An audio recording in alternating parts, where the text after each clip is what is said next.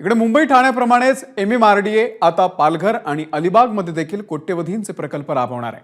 पालघर, वसई, अलिबाग, पेण आणि खालापूरसाठी विशेष नियोजन प्राधिकरण म्हणून MMRDAची नियुक्ती करण्याचा शासन निर्णय नगर विकास विभागानं जारी केलेला आहे। राज्य सरकारनं 4 मार्च 2024 ला पालघर, रायगड, सिंधुदुर्ग आणि रत्नागिरी या 4 जिल्ह्यांसाठी नियोजनाची जबाबदारी विशेष नियोजन प्राधिकरण म्हणून सिडकोला दिलेली होती।